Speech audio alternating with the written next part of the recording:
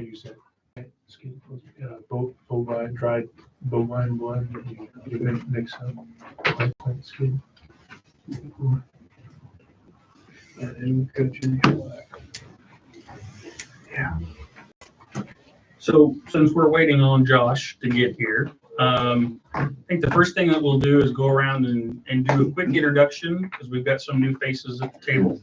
That haven't been to a board meeting yet. I do have to tell you, we are live streaming this on YouTube, but it is non-interactive, just so you know. But in preparation for the new laws, open door laws, in 2025, we have to start doing this all the time, like the county does their meetings. So, because we are a government entity and we are subject to that now. So, That starting July, theoretically. I think it's supposed to be January 1. Oh, really? Okay. I think so. I thought it was July. So that computer over there is doing the YouTube and it's just showing the whole boardroom. And then, of course, we've got Hannah up on the screen and she's running off the iPad. So, Stephen, we'll start with you. Sweet, awesome. I am the Conservation Resource Technician, Stephen McGee. Worked here about 5 months. I think I've met everyone in this room. I deal with invasives, promoting pollinator habitats, soil testing, water testing, and stuff like that. Leanne Lawrence, Supervisor for Vermilion County. Doug Lawrence, alternate supervisor for the county. And I'm Andrew Brown, District Conservationist for Vermilion County. I've been here 6 months. Shannon Cottrell, County Executive Director for the Farm Service Agency for Park and Vermilion counties. David Bishop, Supervisor. Yeah, I'm Holden Averill. I just joined on with ISDA in October. So I'll be around. I serve Clay, Park, Vermilion, and Vigo counties. So I'll be around to help out however I can and bring any of the programs the state has to that and do what I can. I'm Les Zimmerman, Associate Supervisor. Phil Cox, Ag and Natural Resource Educator in Vermilion County for Purdue Extension. You're also the IASWCD legislative, or are you not that anymore? I am that. Okay. I'm the ISWCD Legislative Affairs Manager. There you go. That's his paying job. Yeah. It pays now, finally. Yeah. After all these years. After all those years of lobbying. For free. All right, well, we're going to go around and do reports. Andrew, we'll start with you. Okay. I have put out a handout that I'd like each of you to, if you have access to it, put in front of you. This, for those of you who were not at the Vermilion County Ag Breakfast last Tuesday, this is the slides of the presentation I gave, and it had some information in it that I thought was appropriate to bring out to the board as well. I titled the slide set Land Conservation Options for Vermilion County Landowners, and I was intending to show the different program options that the USDA Natural Resources Conservation Service in particular in association with FSA had available for landowners. So I just wanted to call your attention to a few slides in here. And the first one is on the first page. I had given all my contact information so that everybody had it there. But I had also put up this slide in the upper right-hand corner of the first page that breaks out the tracts in Vermilion County and which USDA Farm Service Agency they are administered from. And I wanted to thank Shannon and Amber Peach from her office for putting together this information. What it shows is of all of the farm tracts in Vermilion County, how they are split between the different offices. And I wanted to bring out the point to the meeting goers that as the new district conservationist for Vermilion County, I am to service landowners regardless of which county or office that their records are administered in. And I was trying to make that point that if a landowner has conservation needs, regardless of whether they're serviced in the Park Vermillion office or whether they're serviced in Edgar County, Illinois, or Fountain County, they can still come through me for the conservation planning part and administration of stuff they want to do with their ground conservation wise. But you'll see on there that a little under 62% of our county tracts are administered through Shannon's office, the Park Vermillion office over in Rockville. So that's where most of it is. The next most is my old office up in Covington, the 20% of the ground that's administered through Covington. That I am familiar with some of that already, and I'm familiar with their office. So the interactions between the bulk of our participants already will be fairly seamless for me because of the 82% or so that's located in counties that I'm familiar with.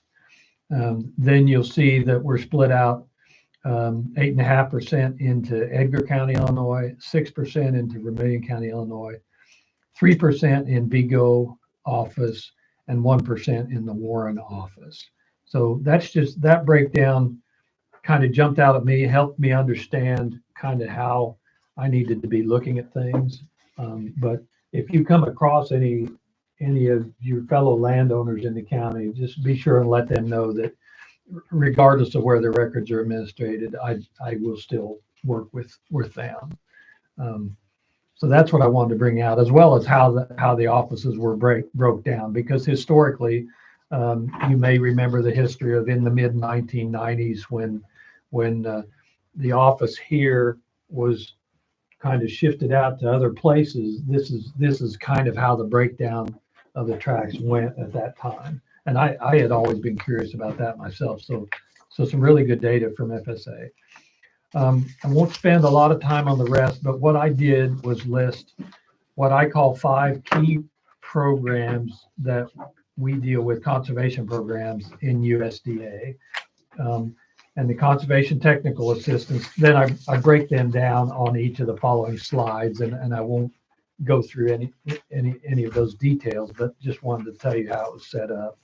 The 5 main programs we deal with: conservation technical assistance, the Conservation Reserve Program, the Environmental Quality Incentives Program, the Conservation Stewardship Program, and the Ag Conservation Easement Program, which includes the wetland reserve easements.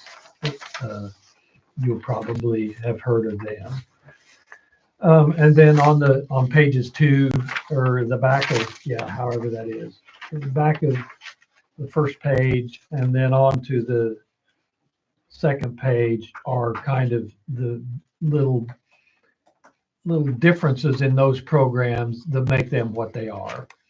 And then a website I've got on the third page that if you want to find out more off of our website for details, because I was trying to hit the high points and try and describe the differences between the programs. So that was the main piece of information I wanted to bring here, as well as say that we've been working on finishing up end of the year CRP status reviews.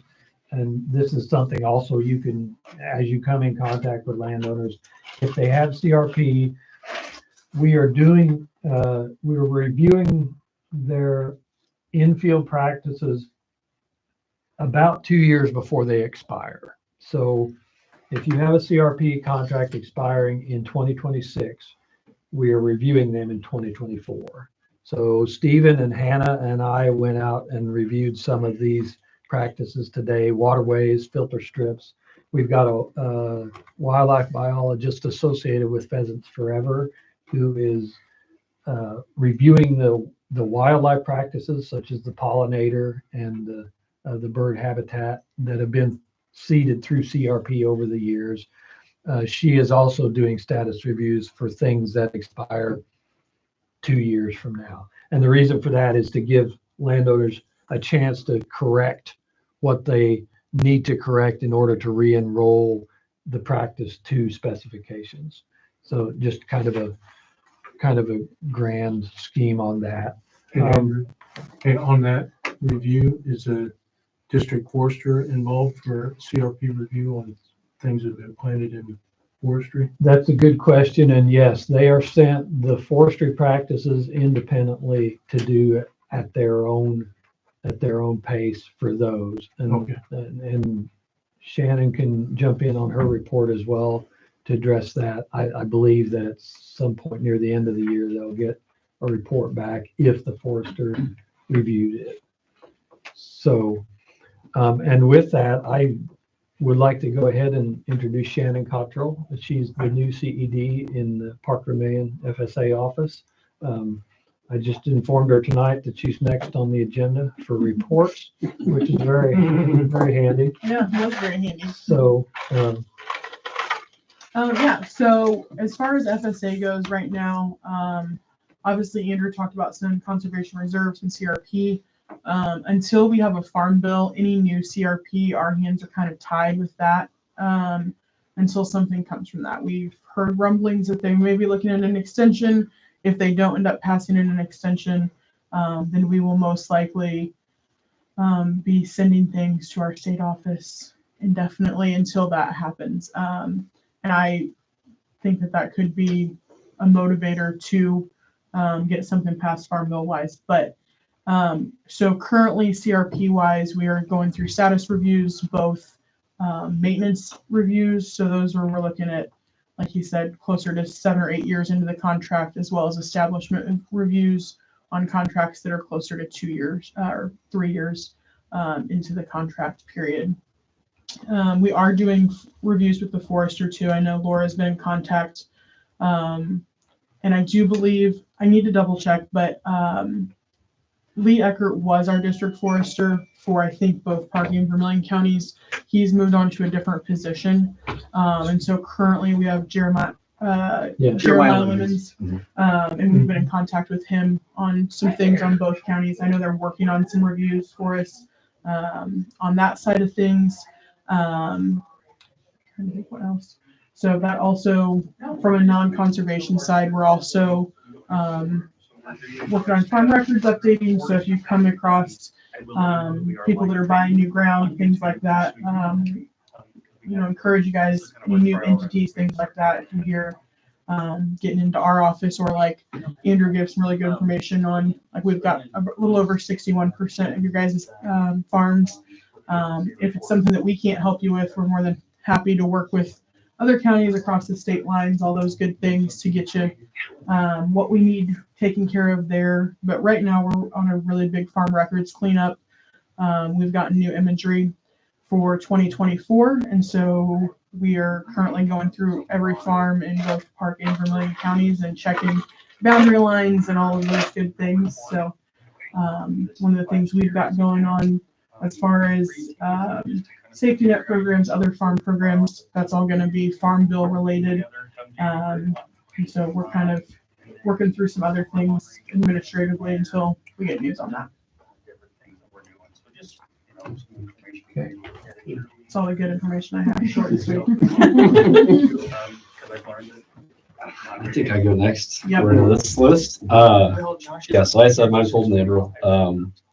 I am from Owen County. That's where I live. And we're kind of the same way as Vermillion. We don't have a USDA center in the county. So we know all about having to go to another location to get all of our records and things like that. And so we're actually kind of at the same place that FSA is as far as needing a farm bill. One thing that we do is the CREP program that is tied in with CRP. So we won't be able to add any new individuals until we do have that farm bill. Re-enrolls, things like that. I feel like I know they're positive re-enrolls, but any business needs to be done that's currently already active. They're welcome to do that. One of the programs we offer is the free soil sampling. We did that this fall in Vermillion County. I think we had 5 or 6 different landowners that took advantage of that. And I believe we're going to be starting that up again in the spring as well. It's a pretty cool program. So I think I got the last of them sampled last week.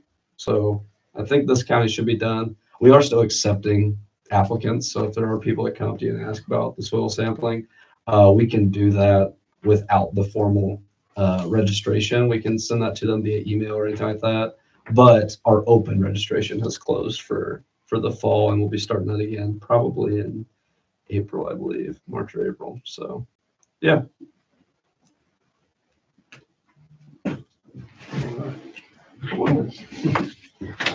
And here.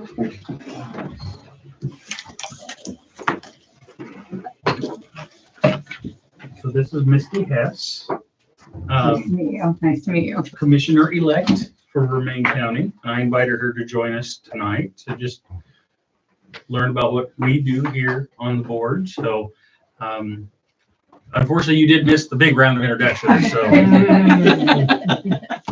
It's okay. Yeah, but welcome. Glad you're Thank here. you. Thank you for having me. So right now, we're just going through partner reports that work closely with Soil and Water. Okay. We don't have everybody here all the time, but tonight we have Andrew Brown, who is our district conservationist with NRCS, Shannon Cottrell, who is with Farm Service Agency, and Holden, who just finished up. He's with the Indiana State Department of Agriculture. He's our resource specialist. And so those folks have already given their reports. So this is just a chance for all of us that work together in conservation just to know what everybody else is doing. And this is a time when we start, looking at, okay, what can we partner with, and, what can we do to help programs move forward for the landowners here in Vermillion County. So that's what we got going on. All right. Sounds great. I'm going to learn lots. Yes. So I guess I'm up. You're up. I probably don't have much of a report. We've been gone for quite a bit this past month, but nevertheless, we are moving forward. I think I shared with you our proposed request for increase in funding for Clean Water Indiana, maybe one time or two times ago. We're not backing off on that. We're putting that on pause for the time being because we're trying to kind of size up where this new administration is going to fall. Things are moving very slowly right now, and then all of a sudden they're going to move really fast because things are going to take shape. But we are prepared to jump in or jump out, whatever the case may be. Matter of fact, we're meeting with your boss, I think, on Thursday morning with Jennifer to get some of their input on the process. But people are still sizing up this new administration, trying to figure out how we're going to all work together. But we have everything ready to roll if we decide to pursue that increase. So materials are developed, and that's all I have to report. Hannah, do you want to do a RETA report? Yes, I will. So I don't have much, but besides I've been helping Stephen. The big thing that we've been doing and it's been happening is that the NRCS, we might be getting more funding from them, which will incite that we will be able to add a couple more techs to Indiana. So as of right now, we have 7, and we have a plan to already have 5 more. But with this new funding, we can maybe add a couple more, and that will cut my counties down. So I won't have 8 counties anymore. I'll be around 5 or 6, which means Vermillion, I will be able to go there once a week. I've talked to Meg about it. She's told me that it's okay to go ahead and say it to my counties now, because it has looked like that we're going to get it. My 2 counties that would be cut would be Sullivan and Greene because they're the most south of me. And since I am located in Rockville, it just makes sense to keep all the counties around me, which means I'll be able to help a lot more, which is something that I kind of want to do. With the 8 counties, it's kind of hard to see them all the time, especially with trains. So that's all my report is really.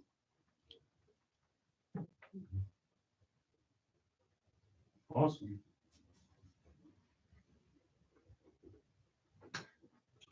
All right. Phil. Okay. Just a recent history, a couple things. As Andrew mentioned, he was the keynote speaker at the Vermillion County Ag and Landowner Breakfast last Tuesday. So I want to thank Andrew again for that and for sharing his slides with everybody tonight. So I think got a lot of good contacts out of that Yeah. presentation. And good attendance. Yes. Yeah, that was a really good program that you guys, or a really good meeting that you guys had for sure. I've already talked to Clay and Owen about doing a similar thing, just because that's the biggest problem that I've come into contact with like people as I started this job. They're like, so what do you do? And I tell them, they're like, I didn't know that was available. So it's Right. just, yeah, definitely really like that. Good. Thanks. And then today we had the Bi-State Crops Conference at the Beef House. So we had altogether about 60 in attendance for that. I think there was about 32 altogether at the breakfast last Tuesday. And then coming up, we have the Bi-State Gardening Conference coming up on January 14th at the Beef House, 10:30 a.m. to 1:30 p.m. If you want interested, go ahead and take a flyer. And then also coming up, we have leaving a lasting legacy for Midwestern Farm Women program. It's about succession planning, and that is either can be in person or virtual option. And there's several locations throughout the state that that's happening in, and also in Kansas and Nebraska, who we're partnering with K-State and University of Nebraska. So it is virtual, but it can be in person if you want to meet in person. We're offering that at the Vermilion County Extension Office from 6 to 9 with a meal at 6 o'clock. And then the program will start at 6:30, and then there will be some hands-on type of activities that are not virtual also. But the thing about this is, and if you're doing it virtual, you have to provide your own meal. Yeah, so we're not going to deliver it. So you start at 6:30, right? Okay. Well, it's not Meals on Wheels. Yeah. Okay. But the thing about that's unique to Vermilion County is that thanks to sponsors from previous Women in Ag programs, and let me emphasize this before I go on, it's open to everyone. It's just being marketed as a Women in Ag program. So to farm women mainly, but if anybody can come, so we're not going to discriminate against anyone, you know. Okay, got that out of the way. But what I was getting ready to say is the thing about Vermilion County, we do have some sponsors from funding that was left over in the past from other programs similar to this. And a couple of years ago, Vermilion County Soil and Water Conservation District was a sponsor for a program that did not have enough to meet registration. So we're combining all those funds from the sponsors and offering some full scholarships to Vermilion County residents only. Okay, so if you want to meet in person, get a free meal, probably pizza, nothing too extravagant, but you can do that. Or if you want to do it virtually from the comfort of your home, you can do that, and then we'll cover the cost on that. So, but if you know of anybody interested, just like it says in the bottom here, if you're interested, before registering, contact me if you're interested, so that I can give you instructions on how to register for the full scholarship. If you're not interested in the scholarship, just want to register, just go right ahead and jump in there and register on me. So done with that. And then the last thing I did want to mention, I don't have a good flyer on it yet, but the Purdue Extension Master Gardener Basic Training course, we're going to be starting that up again. We try to do that every couple of years.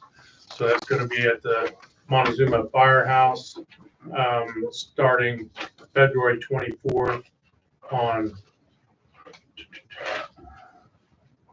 is that on Tuesday nights? I have to look at my calendar for sure. Yeah, I think that's, no, it's on Monday. Yeah, Monday nights.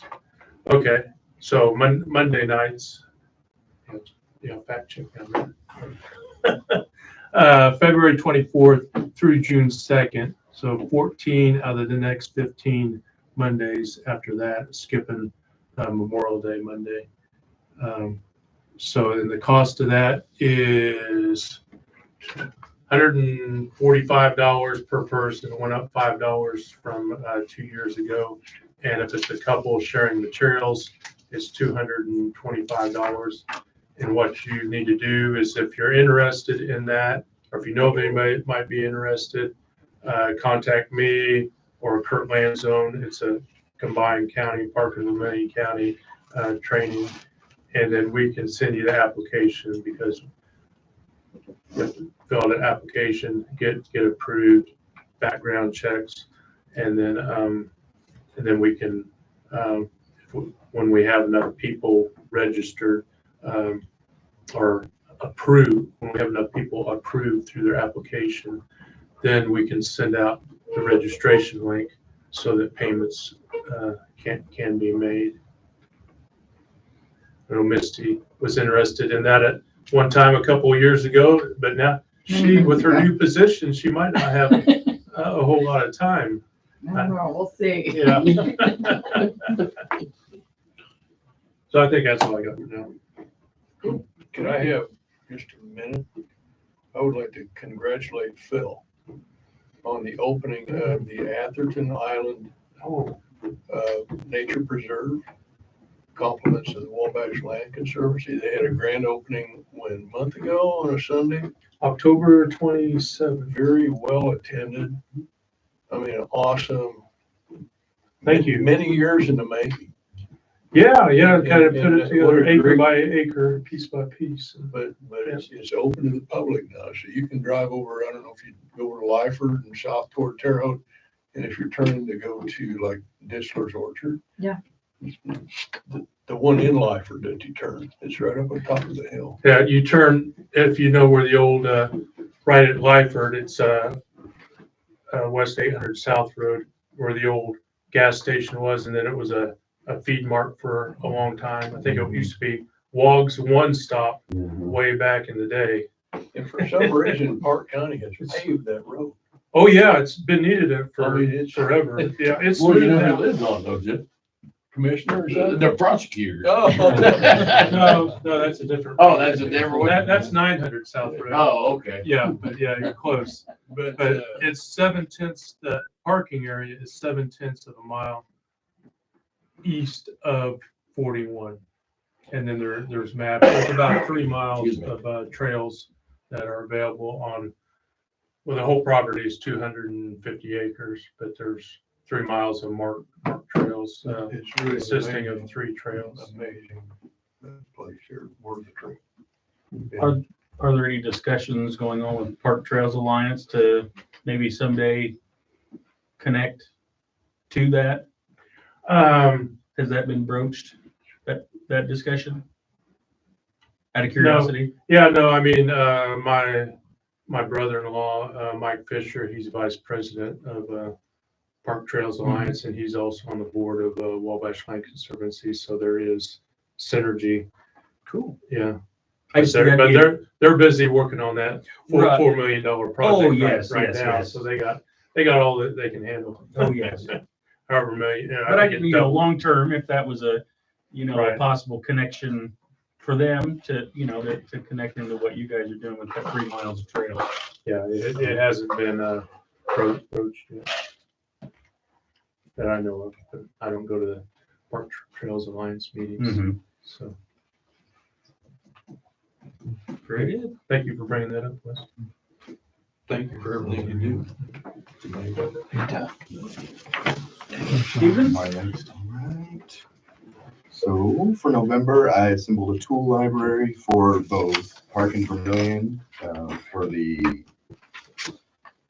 like loppers and stuff like that, hatchet, saw, backpack sprayer and stuff like that, to hopefully get a more robust like tool rental system. underway. And I found a liability agreement through Hannah and Eric and Lindsay's help to kind of rewrite it to make sure it fits Vermillion. And then wrote just a listing or a posting of what each tool would look like. So just like an invasive kit with loppers, handsaw, and then an empty dauber bottle with recommendations on what sort of herbicide to get, or guidelines as far as how to use it, safety precautions and whatnot. And then hosted the SISMA board meeting for November, where we talked about multiple things that have kind of been brewing, which was like how to get our name out there and market ourselves at different events. And we like the idea of doing a booth at like the Maple Syrup Festival or the Pancake Breakfast or stuff like that, and kind of dovetailing why we're there and the reason to get rid of invasives or remove them, and kind of finding a way to broach that into an event. So if it's mushroom hunting, you like your mushrooms, you want to go out to the forest and find those. You don't want invasives in the forest because they're going to prevent that. Same thing for Maple Syrup Festival. I mean, they're going to prevent the choking off of maple trees through grapevines and whatnot. So just finding a message that we can dovetail into whatever the interested community event is. And then I hosted a weed wrangle with the Boy Scouts of America, the first one we've done at Raccoon Lake. And we worked on some spots near the raccoon shelter. And it was really well attended. Amber Slaughterbeck was a fantastic help. There was about 9 or 10 kids, I think, 4 or 5 adults. And they were very interested in working with us in the future. And so that was a great event to have. And also discuss some 10-hour conservation projects that they could potentially look into as well, because they're sort of hunting around for that. And at the beginning of last month, I attended the fall foliage hike that Phil put on at Cayuga Park Fairgrounds, which was a great event. Thank you for the copy of 101 trees. That's pretty cool. And I learned about Les Zimmerman's attachment to Cayuga Park, which I didn't know, and providing the seed. The sycamore sapling that went to space, and is now back and planted in Cayuga Park, which I thought was a cool story. Yeah. 30-inch diameter, about 90 foot tall. Yeah. And so that was a cool fact, just to learn your history of the area and your association over a temporal period. And then I developed a plant list for the Vermillion County Public Library Monarch Butterfly Garden. I think it's that way. And a plant list for the Park County Visitor Center bioswale. And I met with Luke, Waltz, Hannah, and Lindsay to create a sketch for the Visitor Center bioswale and just kind of map out where the zones, each plant would go in which zone and where. And then did some site reviews or site visits with Andrew. Met a couple new landowners that have some interest in enrolling in some conservation programs. And then, yeah, I think that's about it. Yeah. Very good. Cool. Well, the good news is Josh will be here momentarily. Got an updated text from him, which will work out nice because by the time I probably get finished up with my report, hopefully he'll be walking down the door. So we won't have to wait too long. You guys all got a copy of my report. I will hit some of the highlights on that. One of the things that I really want to talk about is our meeting with the NRCS state staff in charge of grant writing, who helped shepherd us through the big contribution agreement that we were awarded. They came out, Jared Chu, Kelly Bays, and Kim Lampert, thank you, which will be working closely with them in administering this grant to pay for Stephen and for Chris as full-time employees. And we sat down, probably met for about an hour and a half or so, and just went through the grant to talk about how it's going to work, how reporting is going to work, and just make sure that everybody knew their roles and who was responsible for what. And they were and have been through the whole process, just very gracious in working with me and working with us in getting this grant implemented which is I've touted a couple different times as a big thing for us here in the district. So provides us with a little bit more stability as far as staff goes for the next 5 years, and hopefully it goes well. They are going to use us as a pilot project for possibly some other non-co-located offices in the state to maybe do something similar and utilize some of their funds to help increase staff. So, hopefully we're going to be a good model for NRCS to do this in other places. So that was a really good meeting that we had. The other thing that we also had a visit from the Mesonet site person. As I've alluded to, we've been working with the Purdue Climatology Department in getting a few sites for their Mesonet weather station network. We have 2 sites that they came out and looked at. One of them is up north, just on the north side of 32 at John Graves' house, right there at the intersection of 32 and 63, where the new cell tower was built, where he's got that little vineyard. That's John Graves' house. And so in his northwest corner of his pasture, we're going to site one of the weather stations there for the northern weather station.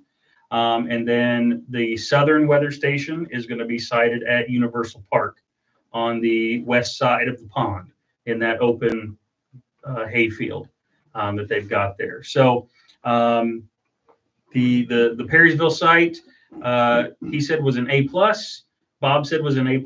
The Universal site was a solid B+. So we averaged out as an A for the 2 sites that we've got so far. The next step in that is getting landowner agreements signed with Purdue Office of Climatology, and that way all of that's done. And then when they get their funding to put the weather stations in, everything's ready to go. They can just turn and burn, and we can have at least 2 weather stations up and going here in the county. Still looking at possibly a 3rd weather station located within the Rise somewhere, but we haven't. I haven't gotten back with Jeff Mahalik, the Rise president, on that to kind of figure out where that one's going to go for sure. So hopefully we're going to have 3 just to kind of give us some better weather data. And once that gets up and running, that data will be available to anybody to access. And so you can see, and for us, it'll be looking at, is there truly a lot of disparity from one end of the county to the other, since we're so long. That's one of the exciting things I'm ready for with the data coming out of that. So that's good news for us. And we're basically just a partner with them. There's no financial responsibility. We'll be the boots on the ground for any assessment of technology. If they have something go down, one of us can run out to one of the sites and make sure it's not something simple. As Bob put it, sometimes it's just wiping off some bird poop off of one of the sensors, and that way somebody from Purdue doesn't have to drive all the way down there to do that. So, but if it's something more than what we can handle, then we'll let them know, and they'll send a crew down from Purdue to take care of the weather stations. But we're going to kind of be that early warning part for them as part of the partnership. Coming up, I am again going to serve as an Indiana Watershed Leadership Academy team leader. Their first face-to-face will happen the very first part of January. She'll get to meet that new class, which Stephen is going to be a part of. We've got our conference coming up in the end of January. So everybody that said last meeting that they wanted to attend, I did get everybody registered and should have hotel rooms for everybody. So we should be good to go there. And I did meet with with Payne Smith after our meeting, and we went out and looked at the site at the fairgrounds. He's all set, so as soon as weather's going to cooperate with him, he's going to get the pad poured for the new building. The new building is on the books too. One of the checks in here is our down payment. So I told everybody I just need to have it there and set and ready to go by May 1st so that we can have it ready for K-Day.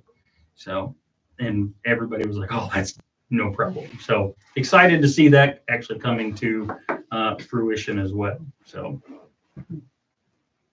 that's what I've got. Hey, I got a question. Yes. I was wondering on the annual meeting, on February February 4th, Mhm. What's the agenda as far as guest speakers or entertainment or anything? Who's coming? So it's going to be, 6 o'clock doors open, 6:30 meal. Jeff Belf is going to be our keynote speaker and talk about the butterflies of Indiana. And so that ought to be hopefully a very good presentation that will draw some folks in. We did mussels a few years ago, and that was a really good presentation. So Jeff's and I've been in contact with him. We're on his schedule and ready to go with that. So I talked to Angie with Off the Tracks. She's set to go to Cater. So invitations will go out. Will go out in the mail first part of January. So you happen to remember off the top of your head how much Jeff Belt is charging for presentation now? Yeah, he's doing, I think it's 250 and then mileage. Yeah, that's about what it was a few years ago. Yeah. So, and we don't normally pay for a speaker, but that's not ever a deal breaker. And that's pretty cheap as far as speakers go. So.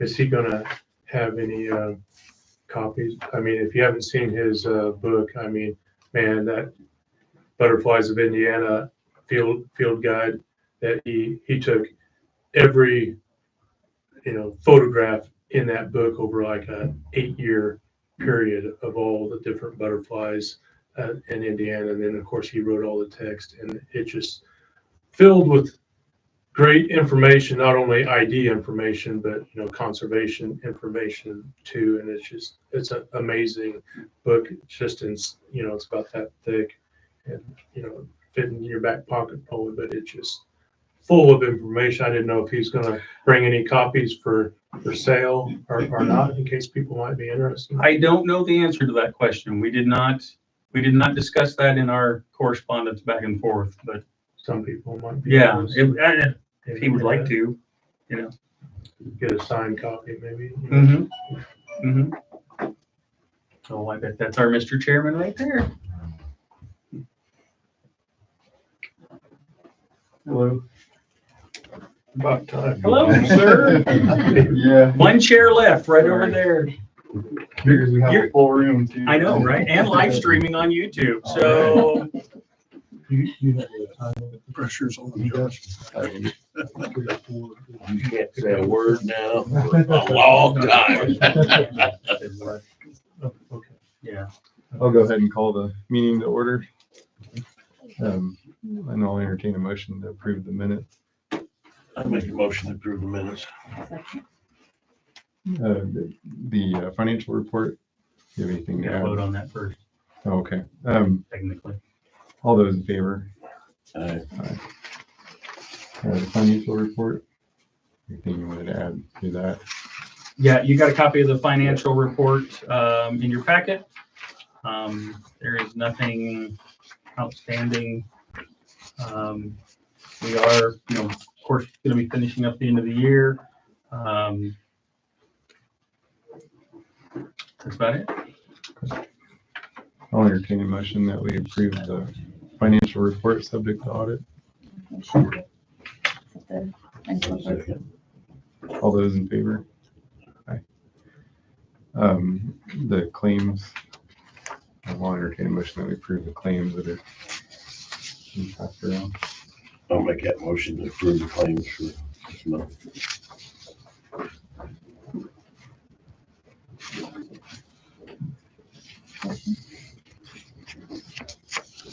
Yeah, second.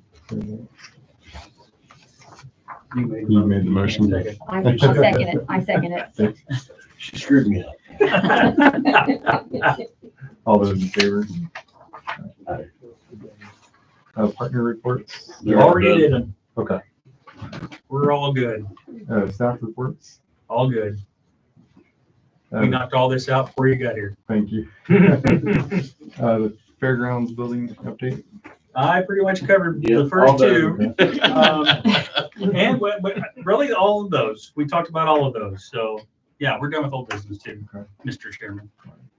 The 2025 meeting calendar? Okay. Yeah, so in your packets that were emailed out, I did send a copy of the 2025 meeting calendar. So those are just all corresponding dates to what we normally do, second Tuesday, except for one or two deviations due to like fair and annual meeting and things like that. So Yeah, I don't think I got that. it, packet. it just went out to board members. Yeah. Yeah. No.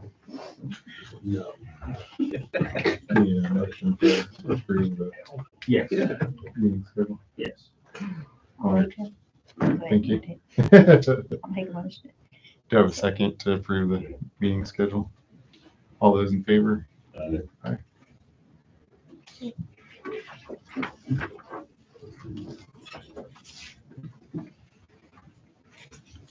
NACD annual conference? NACD, our national conference is coming up in February. We have, and you have in the past, provided me the opportunity to attend that so that I can do the national board responsibilities and also attend that conference. I did talk to Lindsay, and we also have funds available in the NACDTA grant that will be left over that we can also send Stephen, and we can pay for that out of those grant funds. So if you are so inclined to give me your blessing to attend that this year, I would be grateful. I make a motion, we send them back. What do I think? Yeah. He's earned a return. Thanks. Well, depending on where it is, it might not be. Salt Lake City. You might want to say, it's pretty out there. It's pretty nice out It's there. funny, we only get to go to Indy. He gets to go to Salt Lake. That's not warm in the rain time So, though. I found out the no-till conference is in Louisville. I was like, all right, I guess I'll go.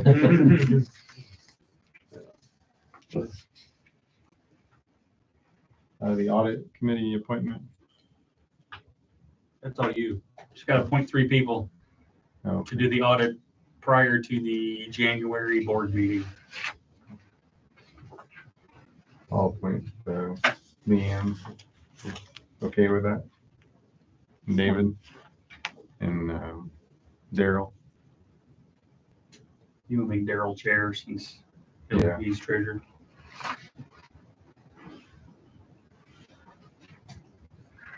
And we'll have everything ready. Just come a little early before the January meeting to go over everything. So A reminder, please. I will be happy to do that for you, sir. And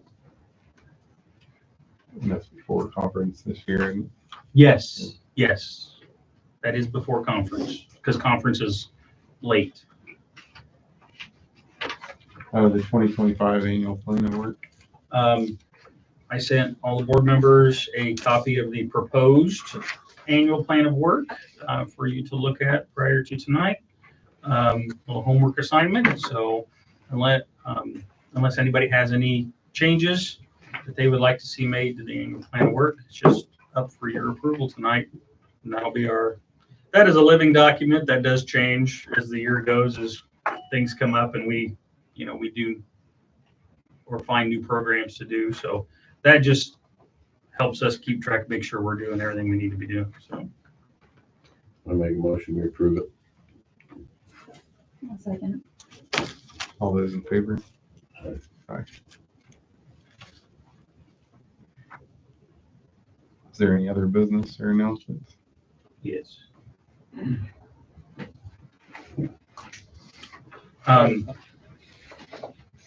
Real quick, I spoke to Eric Jones, who used to be with Clintonian, now doing his Vermillion Park on the level, but he still has contacts in the printing industry. And I reached out to him about getting our annual meeting paper printed again this year. And so he checked into it. They can do it just like they've done the full color spread, 8-page document. It will be printed up in Lafayette.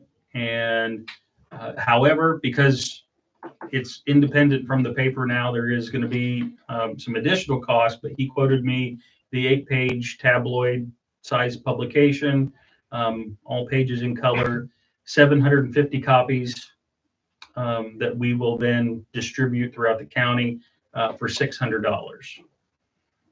So, and I know this last time I knew Park County was getting theirs printed from the Sentinel, and I think theirs was $750 to have that done, if I'm not mistaken. So, but that will be design, layout, printing, and then Eric will go up and pick up 750 copies and bring them here for us to distribute. I make a motion to approve the bringing of the documents.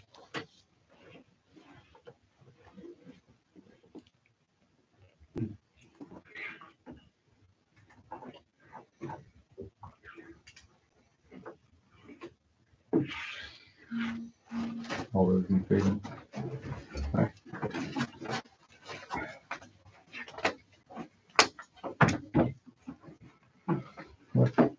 That's all I have. I'd like to remind everybody too that at conference on Tuesday morning will be the Clean Water Indiana morning at the State House. And you all are invited to go. I think you need to send in an indication that you're going to be there. Already did. Already did. So you're on it. Done and done. Okay. But anyway, there's two options. One is to join us and go in the State House and interact with our various legislators. And the other option, everybody will eat breakfast at the hotel first. But then you have an option to stay at the hotel and choose from a number of different breakout sessions. So we're kind of trying to base this on comfort zone. What we did last year was very interesting, but it was a bit chaotic.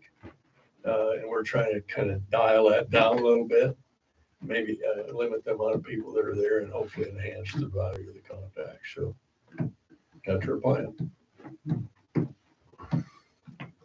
It's my plan to arrange meetings Good. that morning Good. with our board members to go. So Good. Great. Yep. Thank you. Appreciate that. What are the dates for that in January? 26th through the 28th, Yeah, Sunday. Sunday through Tuesday. Yes. And there's also that Tuesday, right? There's another event that morning or that day. Indiana Conservative Voters. Is they having their water? Yeah, conservation voters. Indiana Conservation Voters. Isn't that 26th, that Tuesday? I think it is. I think it's that same day. Okay. And they're planning an all-day event. Okay. Yeah, you're right. You're right. They are. That's Mhm. right. So conservation will be on the minds. They have a hall reserved in the State House. Yeah. Yeah. Yeah, we decided to dial our effort back a little bit. We did, as a matter of fact, Desi there at Indiana Conservation Voters put together a wetlands webinar, and I participated in that along with Rochelle Baker. She's a private consultant.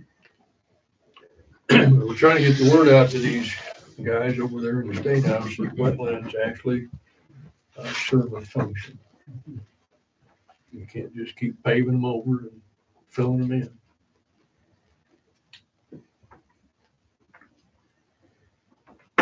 That's all I have. Are there any other announcements? So Hannah, you got anything? Hannah's on. Keep going. Good. Yes, sorry, my thing totally just went away. I couldn't unmute it. I did want to ask Eric for the plan of work. Is there any way that you could highlight certain things that you guys would need help from me with, or like would like my aid with? Because I also have to create a plan of work for each of my counties. So. Yeah. Definitely. Awesome. Actually, Okay, well, that's it, really. We can go through that on Thursday morning when you're here. Perfect. Awesome. Yeah. No, yeah, we definitely can do that. Did you make a note of that? Thanks. Okay. Thank you. I'd like to apologize for everybody, or to everybody, for my being late and missing quite a bit of the meeting. Today didn't end like we'd hoped. Yep. I will say that at the end of the meeting, there are still some cookies and eggnog left in the little kitchenette. If you would like to help yourself to those Christmas cookies, and I always keep getting rubbed that I don't have, stuff here. So this time we got Christmas cookies and eggnog for Christmas. So. As of next month, it won't really make a difference. I'll still be on the board, but there'll be Fair Board. I'll have a new president and vice president. Tanner and I are stepping down. We're still going to be involved with the Fair Board, but need new blood up at the top. Who'd you been there? strong arm to take that? One of them may not know about it. Never mind. Yes, they do. It looks like Matt Foltz and Shannon. Come on, Bill. You should know this. Oh, yeah, I know. Shannon Davis? Yes, Yeah. Shannon Davis. Yep, it looks like those two will be it for a 2-year term. Because it's always been, you only serve a 2-year term. COVID hit. I've been there 6 years. Blood pressure's getting a little warm. Yeah, by the way, have fun dealing with Town of Cuba. We'll save that for when the meeting ends. No, okay, yeah. Oh, yeah. Still on YouTube. I'll entertain a motion that we adjourn. I need a motion.